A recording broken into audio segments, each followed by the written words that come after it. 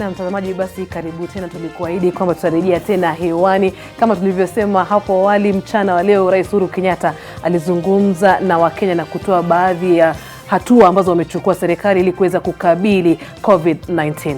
Na unajua wametangaza visa 16 zaidi na kusema kwamba sasa idadi ya maambukizi hapa nchini imefikia 158, na akataja kaunti za Nairobi, Kwale, Kilifi na Mombasa kuwa kaunti ambazo zina maambukizi mengi zaidi. Na wakasema kwamba lile baraza la usalama la taifa ambalo yeye ndiye mwenyekiti rais limeketi na kuona kwamba lazima wafanye mikakati kabambe ambayo lazima ihakikishe kwamba maeneo haya yanapata kudhibitiwa, maambukizi yasifike katika maeneo mengine. Hebu tupate kusikia kauli hiyo ya rais.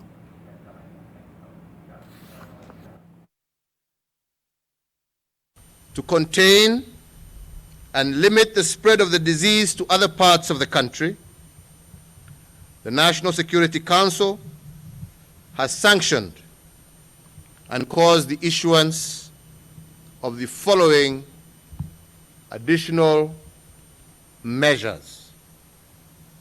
Number one, that there shall be cessation of all movement by road, rail, or air in and out of A, the Nairobi metropolitan area, and B, the counties of Kilifi, Kwale, and Mombasa. Number two, the cessation of movement within the Nairobi metropolitan area shall be for an initial containment period of 21 days with effect from 7 p.m. Monday, the 6th of April, 2020. That is today. And three, that the cessation of movement within the counties of Kilifi, Kwale, and Mombasa shall be for an initial containment period of 21 days with effect from 7 p.m. on Wednesday, the 8th of April, 2020. Na basi hiyo ndio ilikuwa taarifa yake Rais Uhuru Kenyatta. Na kwa hivi sasa kwa njia ya Skype tunaungana naye wakili Martin Olo. Martin Olo, muda mfupi baada ya kuzungumza na Wakenya, wengi walipiga simu katika chumba chetu cha habari, na hata sasa kuna wengi bado wananitumia ujumbe na kusema rais alikuwa anamaanisha nini haswa. Martin. Kwanza kabisa tushukuru kwamba rais anasema anachukua hatua za kutuzuia sisi na kujaribu kutulinda sisi. Pili, tuseme ya kwamba hajaondoa zile hatua zilizokuwepo za curfew kuanzia saa 1 hadi saa 12 kote nchini. Curfew hiyo bado ipo. Tatu, amesema katika maeneo ya Nairobi na viunga vyake, Thika, Machakos, Kitengela, Kiserian, Ngong, Ndenderu, kule Lironi, Kiambu Town.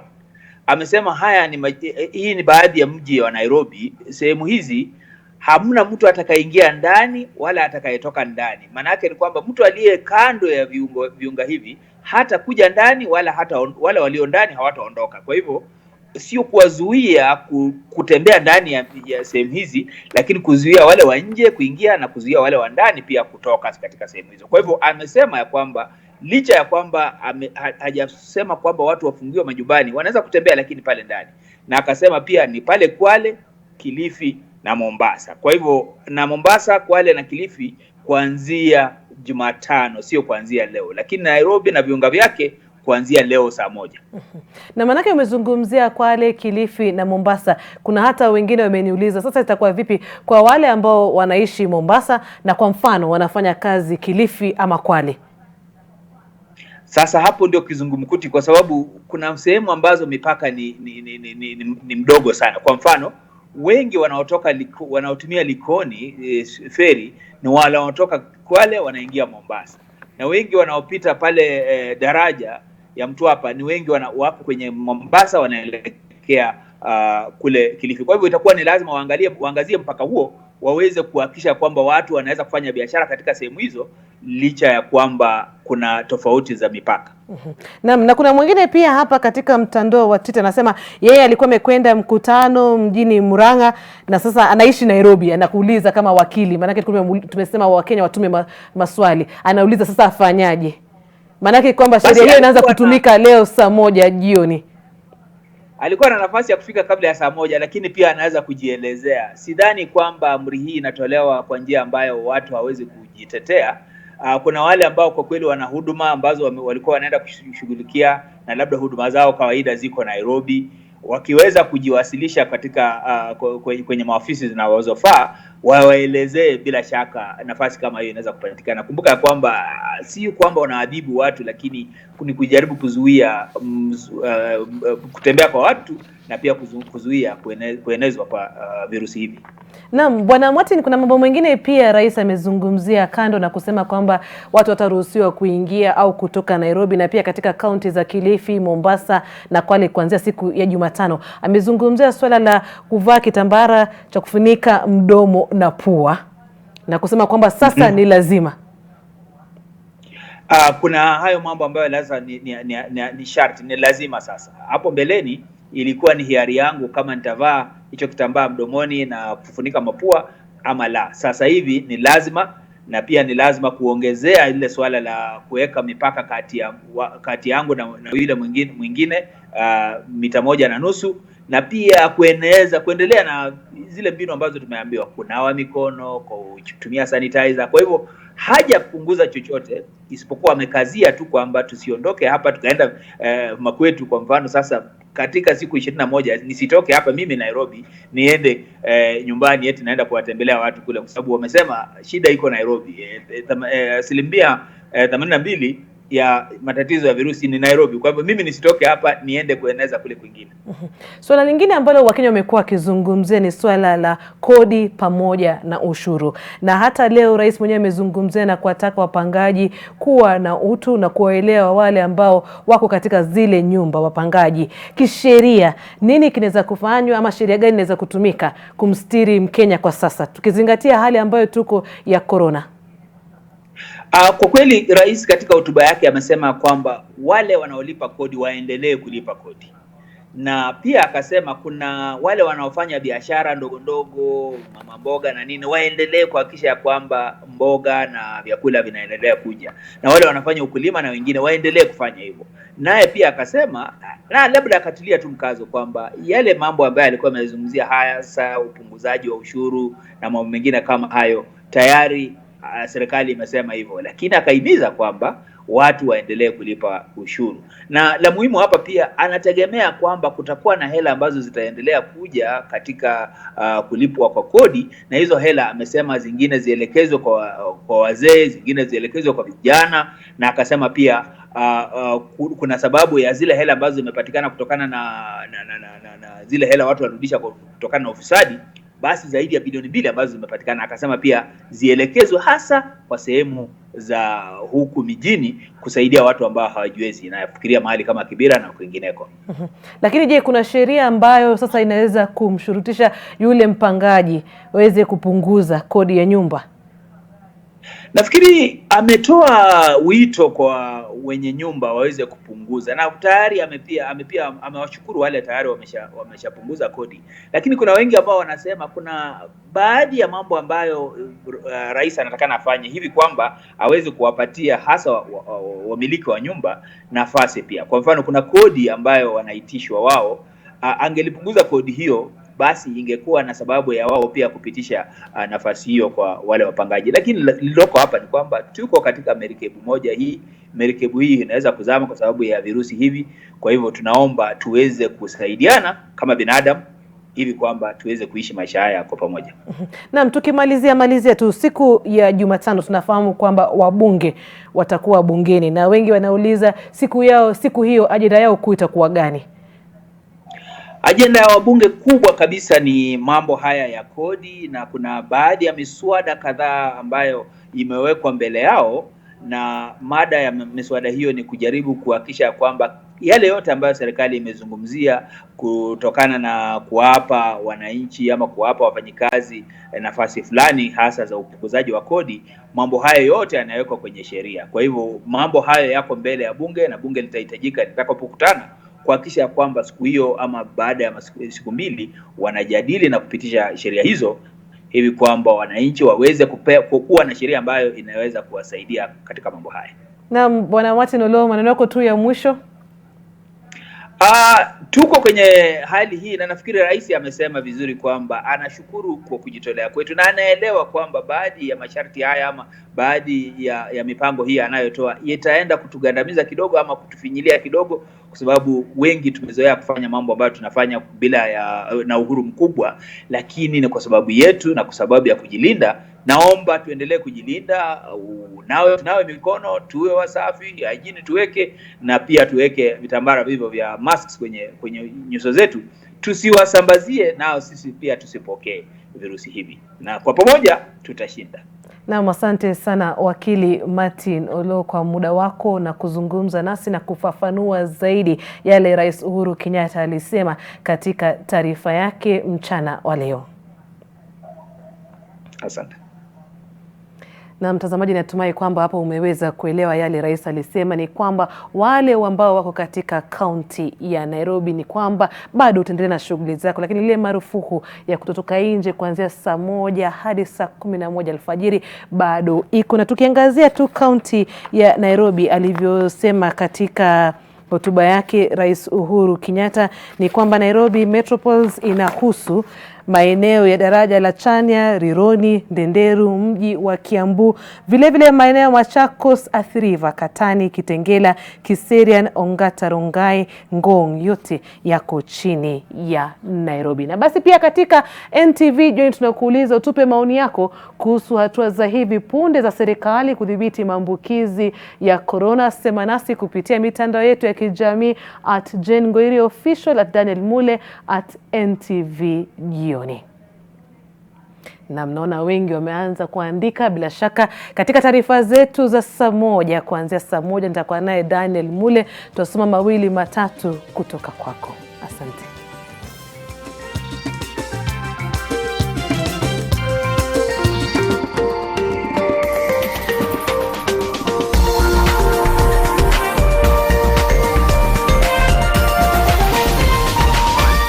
This is NTV.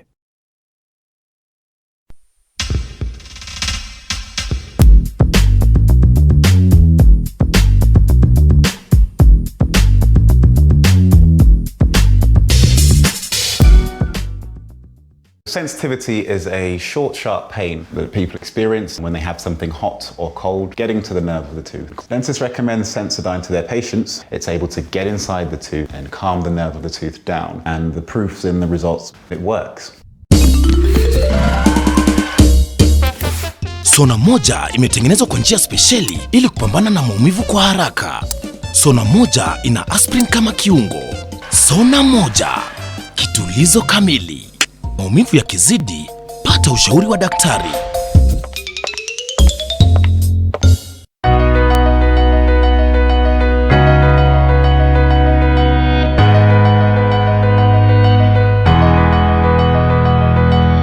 Through the automated parking system, you can now pay for parking in 3 stress-free ways. Using M-Pesa through the USSD code *486*12#. Or using cash at the CAPS payment points located in the parkings. Or using your preloaded CAPS A card. No payment will be done at the exits. When you're facing stubborn stains, you're always in a fierce fight, especially when others are fleeing away. However, with Clearsoft, I can make it so easy.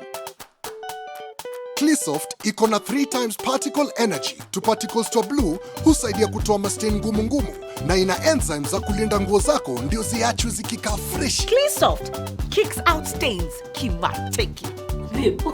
Serious. I just don't know how I feel about your baby mama moving in with us. Alois ameniambia wewe ni mzuri haunanga madrama.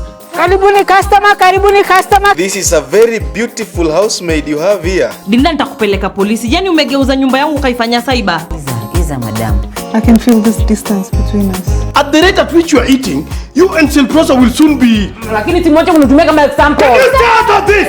It's not that I don't trust you. It's just that I can't let you be alone together.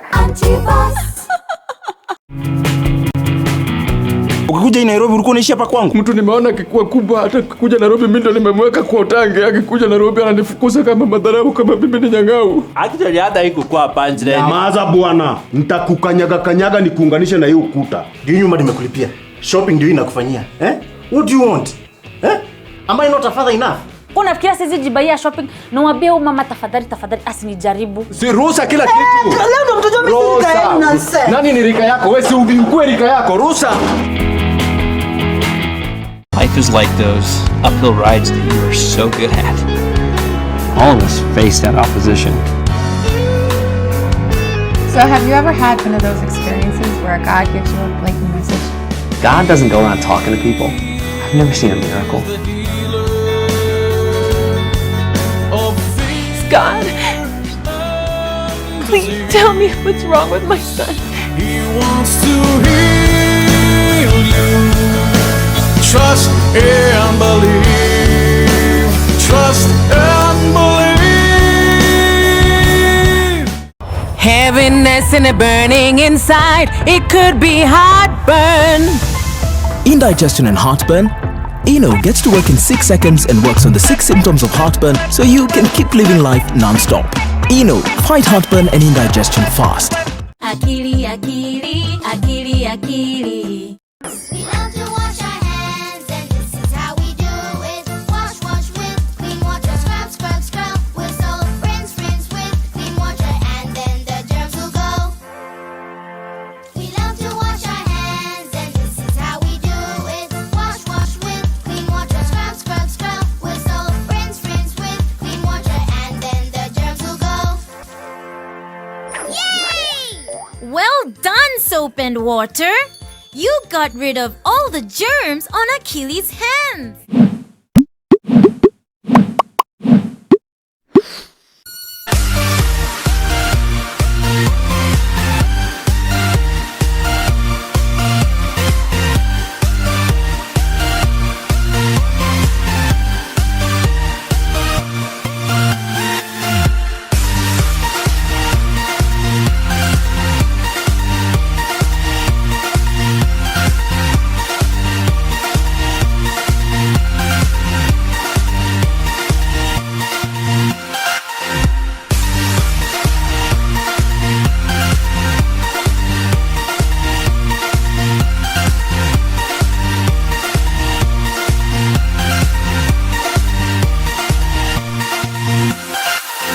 For mind-blowing music and entertainment, just move to NTV. Ladies and gentlemen, Get ready, y'all. Get ready. ready, set, jump to the rhythm as hard as you can go. Steady, to the letter right, turn it up, we giving the show. Hey. Hey. What'd I miss?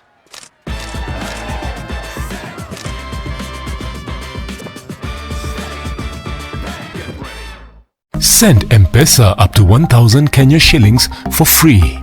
Avoid contact with paper cash. Safaricom is for you.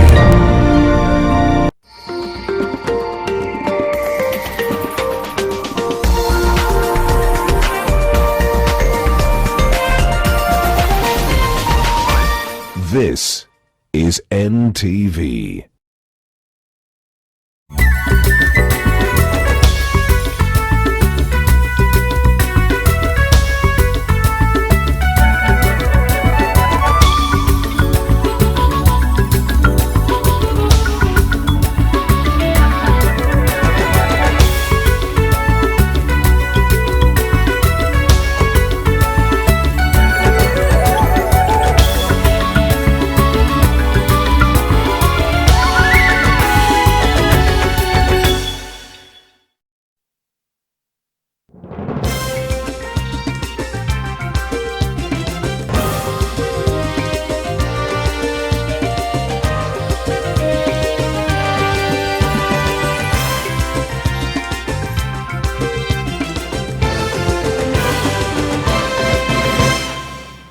Na msadakta mtazamaji popote ulipo, Jumatatu ya leo naamini siku yako njema, yangu na mwenzangu Jane njema kabisa, na tuko tayari hapa kwenye NTV Jioni kukupasha mengi kuhusu matukio hapa nchini, kimataifa na katika spoti, siku ambayo serikali imetangaza mikakati thabiti kuzuia maambukizi ya COVID-19 na pia kusambaa kwa COVID-19 ikiwa ni baada ya maambukizi yao kufikia 158. Hebu kwanza tupate vipasho. There shall be cessation of all movement by road, rail, or air in and out of A, the Nairobi metropolitan area. Ni marufuku kutoka au kuingia Nairobi Metropolitan kuanzia leo usiku, huku marufuku ikipangwa kuanza Jumatano katika kaunti za Mombasa, Kwale na Kilifi. Naibu gavana wa Kilifi azuiliwa polisi kwa siku 3 zaidi kwa madai ya kusambaza virusi vya corona.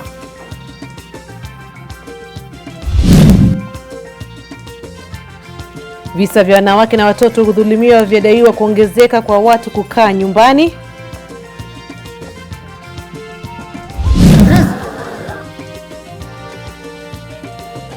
Na Henry Mutego wakumbusha zama zake kama mshambulizi wa Harambee Stars.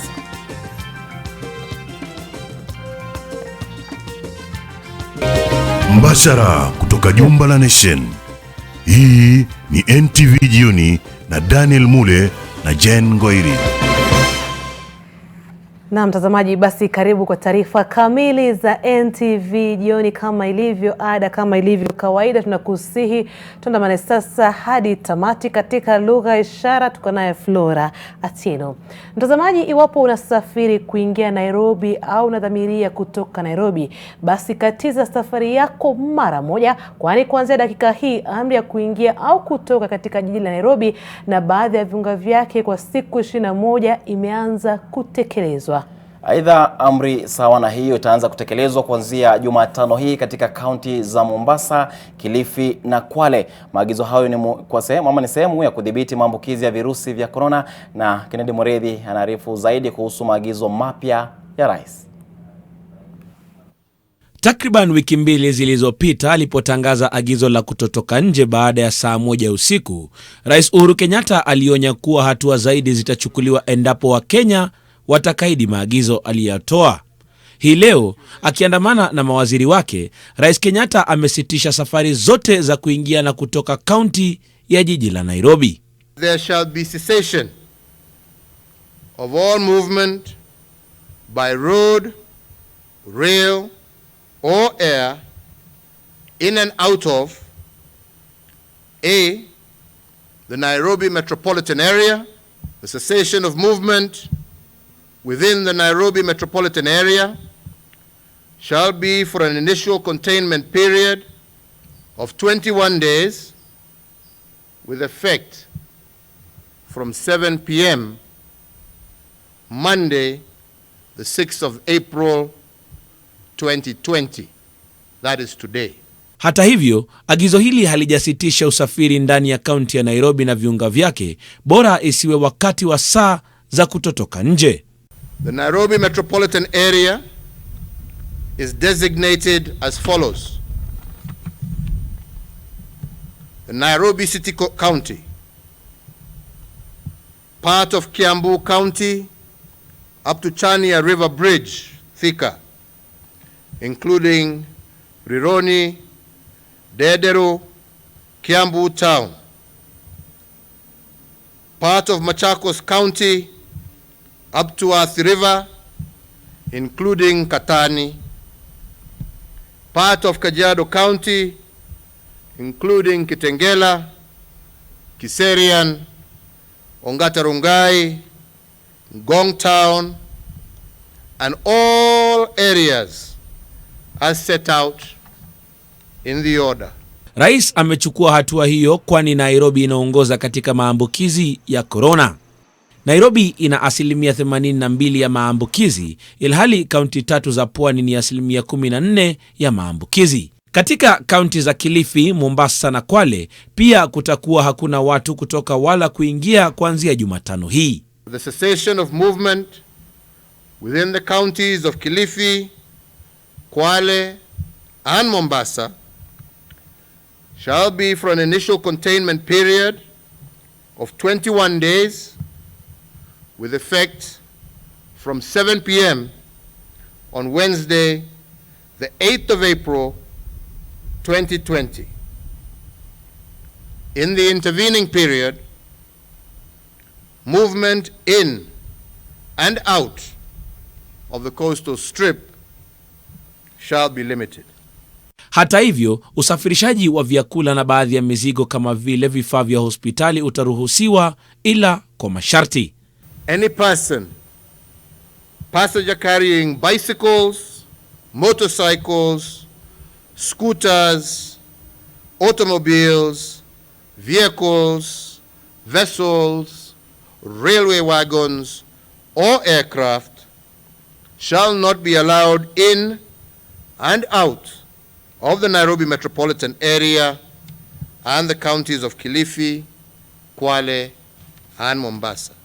Kwa mujibu wa taarifa aliyoisoma Ikulu Nairobi, itakuwa hatia kutembea jijini Nairobi au kaunti za Kwale, Kilifi na Mombasa bila vitambaa vya kufunika mdomo na pua. Having received advice from our medical professionals and experts, today we do say that Kenyans should wear masks while in public places.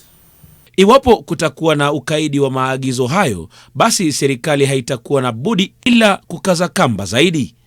Kennedy Muredhi, NTV. Na baada ya taarifa yake Kennedy Muredhi, tunakuuliza swali la leo. Tupe maoni yako kuhusu hatua za hivi punde za serikali kudhibiti maambukizi ya corona. Tupe maoni yako kuhusu hatua za hivi punde za serikali kudhibiti maambukizi ya corona. Sema nasi kupitia mitandao ya kijamii Facebook, Twitter @Ngoiri official na Daniel Mule @NTV. Jioni, natumai sasa wengi watazamaji Mule wameelewa. Nairobi, Kilifi, Mombasa kwa mnaendelea kufanya shughuli pale tu ndani ya ile county, lakini huruhusiwi kutoka au kuingia. Na Kilifi, Kwale na Mombasa ni kuanzia siku ya Jumatano. Naam, na kauli zao katika mtandao wa kijamii tutakuwa tukizisoma hapo baadaye, lakini ukisonga mbele ni kuwa Kenya ina jumla ya visa 158 vya watu walioambukizwa homa ya corona, huku watu wawili zaidi wakiaga dunia kutokana na ugonjwa huo, na sasa idadi ya waliofariki imefika 6. Akitoa matangazo hayo katika ikulu ya Nairobi, Rais Uhuru Kenyatta amesema kati ya visa 16 vya leo, 13 ni vya waliotoka nje ya nchi, huku visa 3 vikiwa vya maambukizi ya humu nchini. As of this morning, we have tested a total of about 4,277 persons. And today, we have an additional 16 persons turning positive, making our national total 158. In the same breath, we also note with gratitude that we have 4 persons that have fully recovered from this disease. We also, as a nation, pray for the quick recovery of those undergoing treatment, as we condole with the families and friends of the 6 that have regrettably lost their lives to this pandemic. Na mtazamaji, mojawapo ya sababu zilizochangia kusitishwa kwa safari za kutoka au kuingia Nairobi Metropolitan kuanzia leo usiku ni mamia wa Kenya kutoka jijini na kuelekea mashambani na kuhatarisha maisha ya wengine. Serikali imekuwa ikisisitiza kuwa safari hizo zinaweza kuendeleza kusambaa kwa virusi vya corona hadi maeneo ya mashinani wanakoishi wakongwe, ambao takwimu zinaonyesha kuwa wamo hatarini zaidi. Utafiti uliofanywa na NTV hata hivyo katika vituo vingi vya usafiri wa mbali hapa Nairobi umeonyesha kuwa safari hizo zinaendelea. Baadhi ya wasafiri wameambia NTV kuwa waliamua kufanya hivyo baada ya kupoteza vyanzo vyao vya mapato hapa Nairobi. Hali imekuwa ngumu hapa Nairobi. Kama mimi ni mkazi wa huko Kayole, nafanya kazi ya kuuza mbao huko Thika, unapata saa hizi fare imepanda. Ukienda pale wateja pia hakuna, watu wanahofia kuja kununua hizo vitu, pia kazi ya mjengo pia sasa imerudi chini. So tunapata kama customers. So unapata kama fare unatumia inakuwa mingi kuliko hata mapato unapata. So however much serikali wanasema tusiende nyumbani, hapa Nairobi hakuna vile tutamudu maisha. President wetu Uhuru Muigai Kenyatta, tunaomba, hatujakataa kufuata sheria wameweka, lakini wakubali tupate kazi.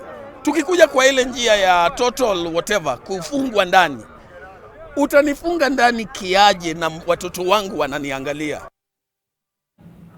Na mtazamaji, mbali na hayo ni kuwa naibu gavana wa kaunti ya Kilifi Gideon Saburi amezuiliwa kwa siku 3 zaidi katika kituo cha polisi cha Bandari, huku mahakama ikisubiriwa kutoa uamuzi wake kuhusu ombi la afisi ya mkurugenzi wa mashtaka ya umma la kumtaka Saburi azuiliwe katika gereza la Manyani huko Taita Taveta. Upande wa mashtaka unasema kuachiliwa kwa Saburi kutahatarisha maisha yake kutokana na madai kwamba wenyeji wa Kilifi wameghadhabishwa naye.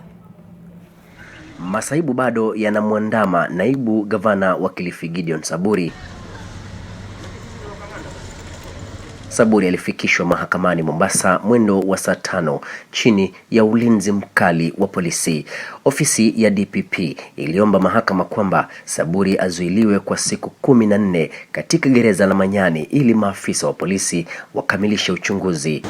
Manyani ukiona is one of those facilities which has got, including water and proper isolation facilities. So that is the reason why in this extenuating circumstance we ask that he be held in Manyani prison.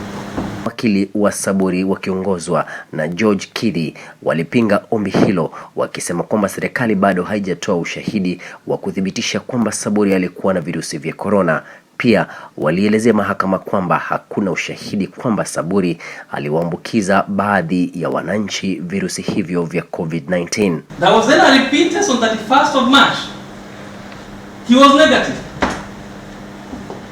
They are telling us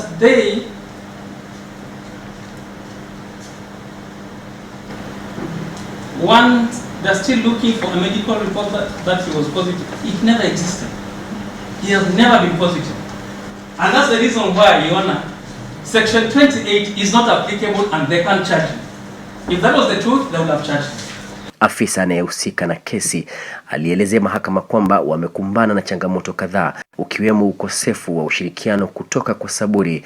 Upande wa mashtaka pia ulipinga kuachiliwa kwake kwa dhamana kutokana na usalama wake miongoni mwa umma. I'll deliver my ruling on 9th, that's on Thursday, 9th of April at 10 a.m. In the meantime, the suspect shall remain in custody at Port Police Station. Saburi alikamatwa Ijumaa muda mfupi baada ya kuruhusiwa kutoka katika hospitali ya Makadara alikokuwa ametengwa. Kevin Mutai, NTV, Mombasa. Naam, sasa tuangazie taarifa nyingine ya kuhofisha, na ni kwamba Katibu Mkuu wa Umoja wa Mataifa Antonio Guterres ameziomba serikali za mataifa kuhakikisha kwamba usalama wa wanawake na watoto unatiliwa maanani kutokana na idadi kubwa ya visa vya dhulma dhidi yao ambavyo vinazidi kuripotiwa. Guterres aidha ametaja amri ya kutotoka nje ambazo serikali za nchi kadhaa zimetoa kama njia ya kukabiliana na virusi vya corona kuwa chanzo cha visa vya dhulma kuwa vingi. Leila Mohamed anaangazia swala hilo.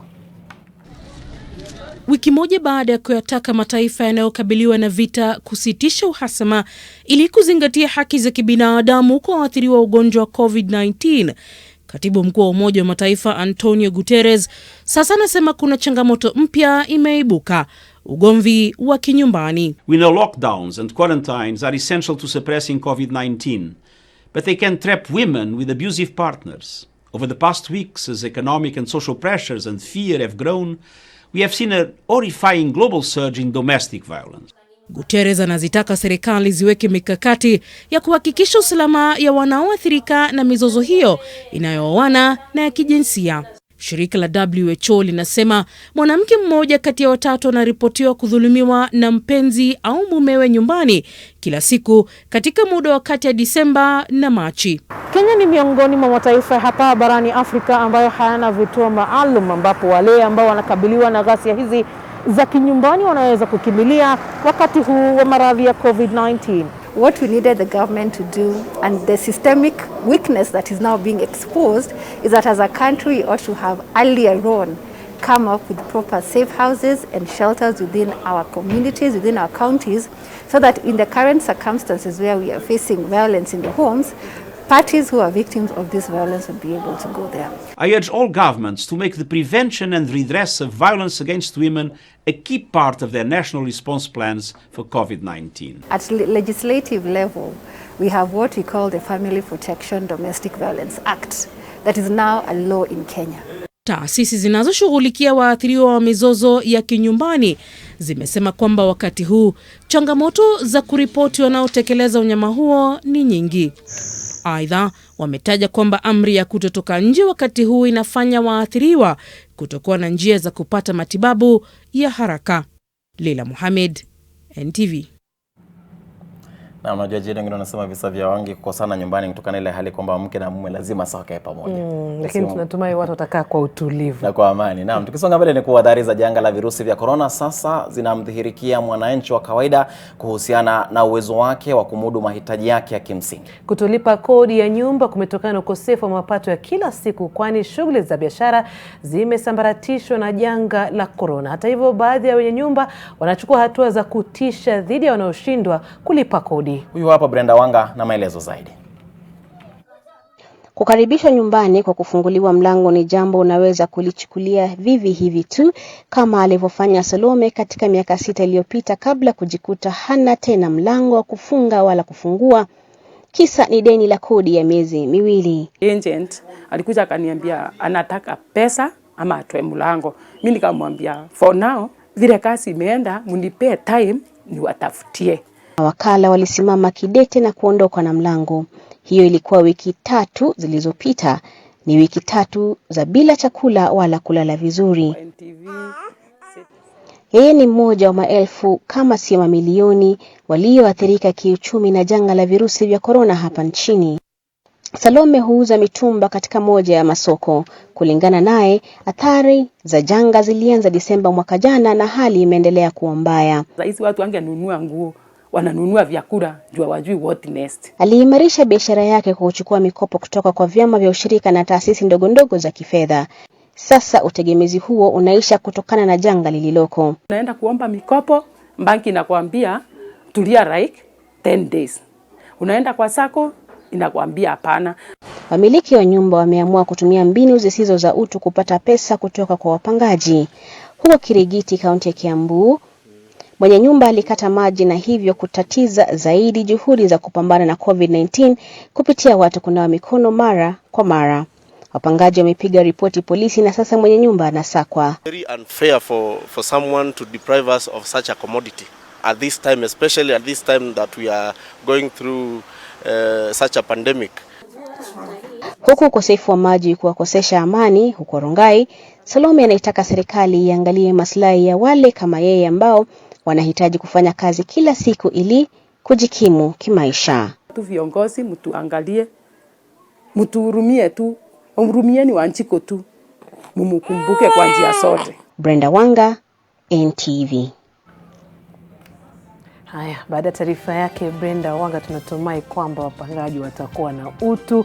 Na kukumbusha tu, tulikuuliza utupe maoni yako kuhusu hatua zilizochukuliwa na serikali kudhibiti maambukizi ya corona. Twitter Hillary Cheriot anasema serikali imefanya jambo la maana, litasaidia kupunguza maambukizi ya COVID-19 kwa sababu visa vingi viko katika jiji la Nairobi. Kama mji wa Wuhan ungefanya vile serikali ya Kenya umefanya, basi corona haingesambaa ulimwenguni. Kuna mwingine hapa nani huyu Rahima Didi Wasafi anasema kwamba kwa kweli janga hili tunahitajika kushirikiana na serikali. Safari za kwenda mashambani ni hatari, kwani ni kupeleka ugonjwa huo mashinani na sekta za afya ni duni kwa kaunti nyingi humo nchini. Na kuna huyu tu Marisa Smile anasema naunga mkono hatua ya kuzuia watu kuingia na kutoka Nairobi, lakini wangepeana muda wa angalau siku kadhaa watu wajipange kama vile walivyofanya Kilifi, Mombasa na Kwale. Mule umesikia sasa. Naam, ndivyo hivyo. Anasema hii ni lazima. Wasije kasema Ngoiri hakusema, hawana habari, hawakutuambia, nimekamatwa, unanipigia simu, unatuma ujumbe. Ukiwa katika maeneo ya umma. Sasa ni agizo la serikali, sharti uwe na hiyo. Naam, tuna mapumzikoni, tukirejea ni mengi, endelea kutazama NTV Jioni.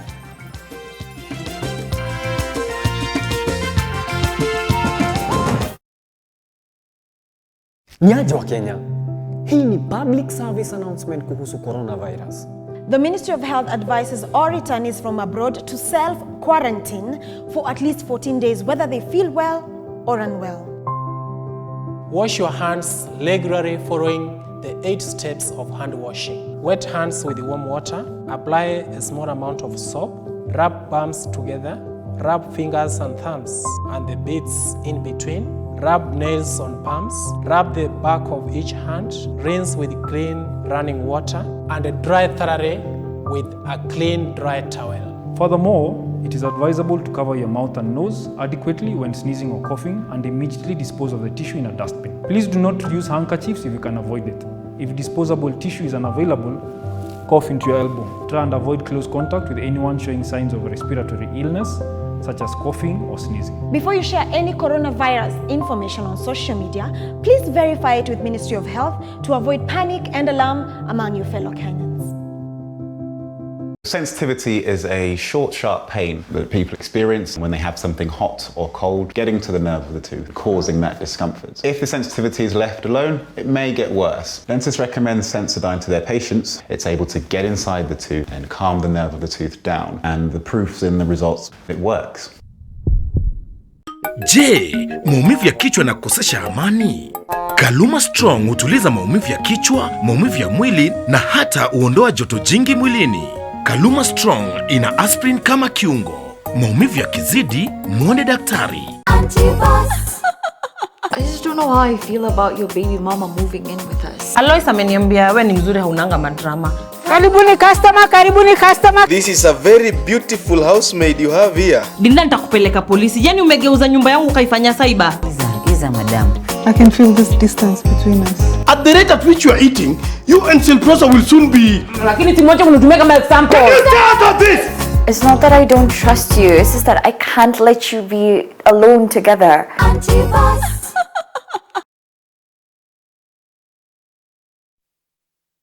Kapu la biashara limeletwa kwako na KCB Internet Banking.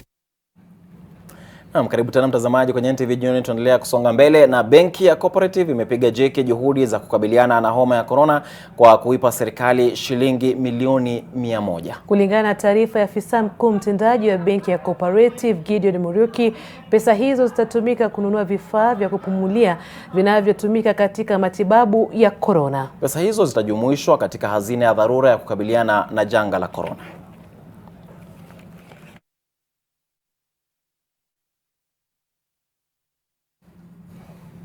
Wakati huo Rais Uhuru Kenyatta amewasihi wamiliki wa nyumba kuwajali wa Kenya wakati huu mgumu. Hata hivyo, wenye nyumba wanahimiza Wakenya kulipa kodi ya nyumba kama kawaida kwa ajili ya ulipaji ushuru. Afisa mkuu mtendaji wa muungano wa wamiliki wa nyumba tawi la Nairobi, FM Murigu, amesema serikali haijatoa mwelekeo kamili. The government has not given us a leeway and to whether we could advise landlords to mention anything. So up to today, rent is payable and is payable in advance. Just as you do other things, you buy food, you buy medicine, you buy other things, kindly consider paying your rent before 10th until the government will come up with the mechanisms that have come up, that have advised so that landlords can consider reducing rent. Those property owners who have reduced or agreed to work terms for the monthly rent in order to help provide a roof over the heads of our more vulnerable brothers and sisters. And in that regard, I wish to urge all others to emulate this great example and not put our people in even more vulnerable situations as we face this current pandemic.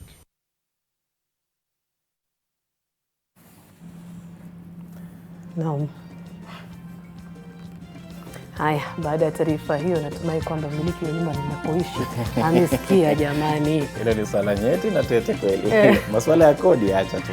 Haya, mwanaspoti yuko upande wa pili wa studio. Baada ya muda si muda atakuletea taarifa za michezo.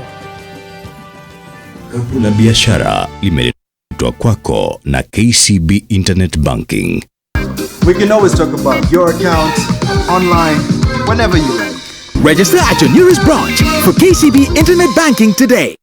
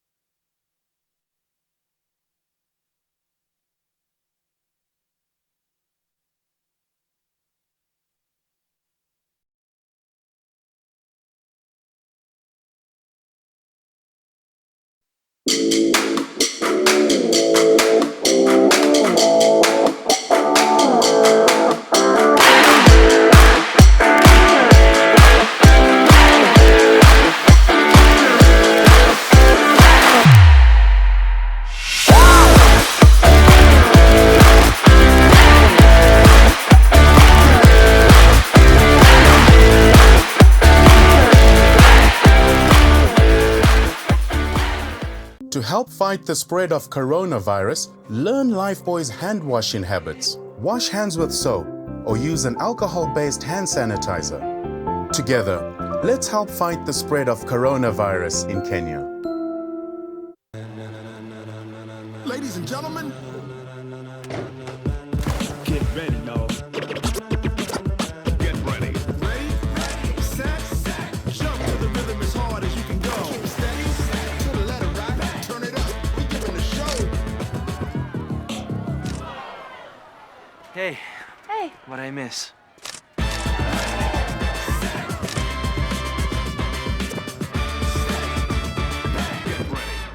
Send M-Pesa up to 1,000 Kenya shillings for free. Avoid contact with paper cash. Safaricom is for you.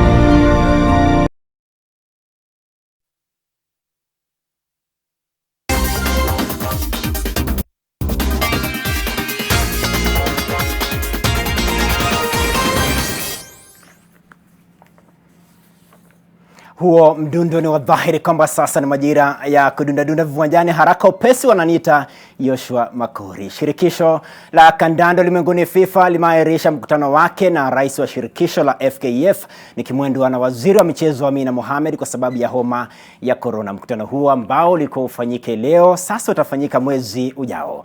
Ajenda ya mkutano huo ilikuwa kutafuta suluhisho la uongozi wa kandanda humu nchini. Tarehe 25 mwezi jana FIFA iliwarejesha mamlakani wanachama wa baraza kuu la FKF ambao walikuwa wametemwa na mahakama ya usuluhishi wa migogoro ya michezo nchini SDT. Aidha, jaji wa SDT Jioni Ohaga alifutilia mbali uchaguzi wa FKF kwa mara ya pili mfululizo mnamo tarehe 17 mwezi uliopita.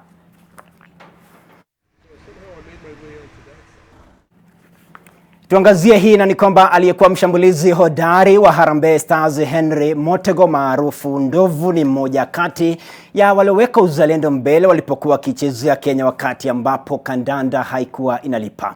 Wakati huo alikuwa analipwa shilingi 75 hela ya Kenya. Katika mechi ya nyumbani na ile ya ugenini ilikuwa ni shilingi 150. Nilimtafuta nyumbani kwao huko Kisii anakoifunza timu ya kaunti na kuandaa haya makala. Chris, Henry Nyabuto Motego alizaliwa miaka 55 iliyopita huko Bobasi, kaunti ya Kisii. Alianza kusakata kabumbu akiwa katika shule ya msingi ya Boitangare. Primary schools zilikuwa zinaenda mpaka nationals, kila mwaka naenda national. Primary ndio Shabana wakaniona, waka-identify there is a talent somewhere. Alianzia masomo yake ya upili katika shule ya Kardinali Otunga na alimalizia Itirio. Ule kochi akubalikani alikuwa ame-identify kuna talent somewhere ya primary. Sasa hapo ndio nilipomaliza primary wakaniita sasa for trials. Nilipoingia trials sasa nikafaulu. Sasa wakati niingia form 1 nilikuwa bado nachezea Shabana 1983. Motego alichezea Shabana kwa zaidi ya miaka 5. Kitu ya kwanza tulikuwa tuna target home matches you have to win. Away matches draw or a win. That's ndio ilikuwa inatukipa kwa ligi. Hiyo ndio target tulikuwa tumeweka. Wakati huo Shabana ilipanda ligi 1985 ndio imepanda ligi. Kule kupanda ligi, mnashiriki ligi kuu, unakumbuka mechi kama gani kubwa hadi leo unasema Motego mwenyewe alitesa?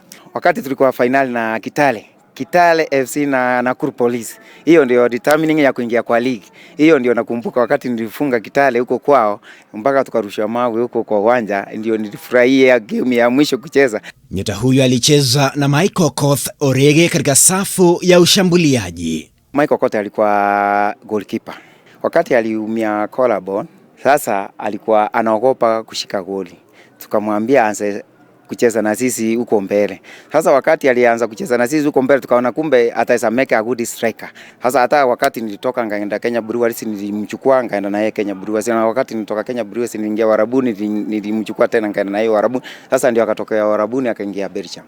Na alikuwa tegemeo kubwa kwa Harambee Stars. Kutoka 86 mpaka 1992 ndio nilitoka national team.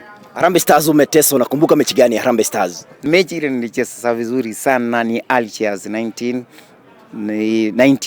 Wakati qualifying ile angewafunga mabao mawili, nikiassist ya Vincent Kwarura pia wa Kenya Brewers. Hiyo ndio mechi nitaweza kumbuka nilicheza ya mwisho.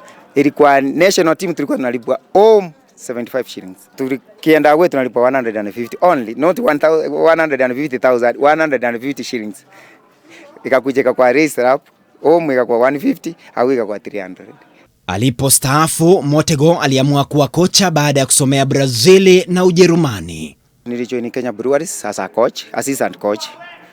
Wakati nilikuwa na Agosti Mle.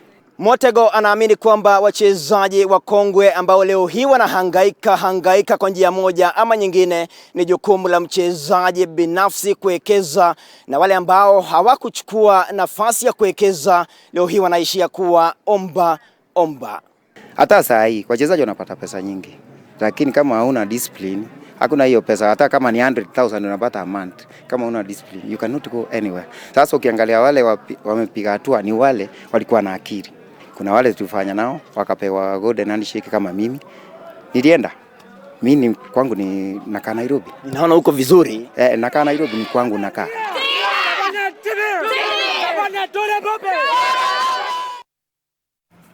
Katika anga ya mataifa ni kwamba shirikisho